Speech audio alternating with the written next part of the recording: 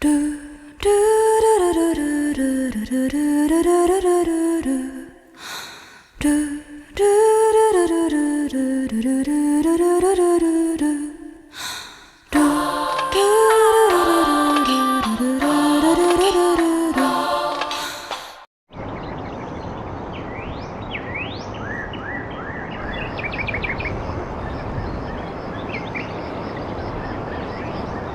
anak, kumusta yung pag-aaral kahapon? Okay lang. Ito lang po, Nay. Ito, sir, kumusta ka na? Joseph, what are your plans for school today? May events po kami sa school, Dad. I see.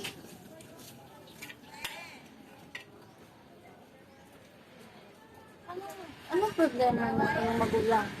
Hindi ako alam ko.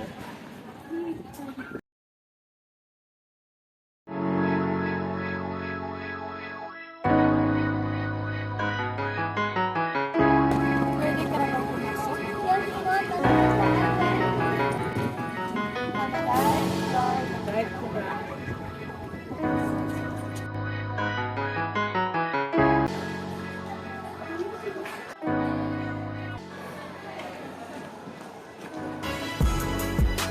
Ang kaganda ng kanyang mga mata. Parang namulat ang aking kalooban.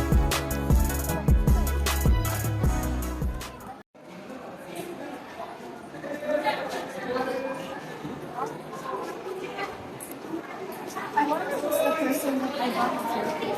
He was interesting and handsome.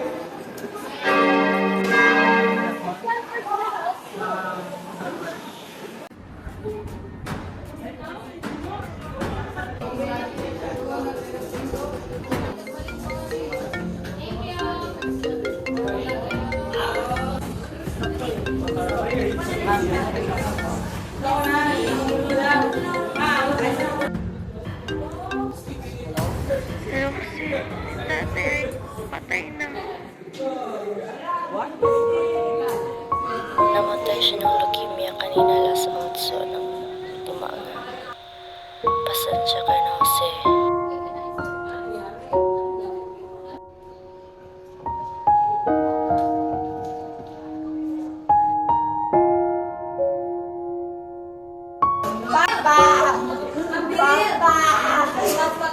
Ngayon ay nawala na si tatay. Pinagsisihan ko na ang mga ginagawa ko. Gusto kong magbago para sa kapakanan ng aking pamilya at sa sarili ko. Anyari sa'yo? Well, my father died because how hard-headed I am. Everything happened has a reason. So try to accept it. And try to not give your mom hard-headed. Thank you for being with me. And also comforting me for what has happened to my father.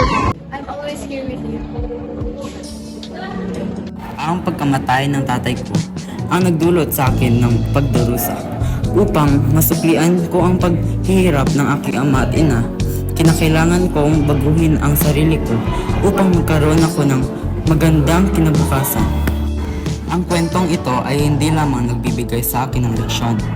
Nagpapakita din ito ng leksyon na maaaring matutunan natin at i-apply sa ating sarili. Yun lamang po at magandang araw sa inyong lahat.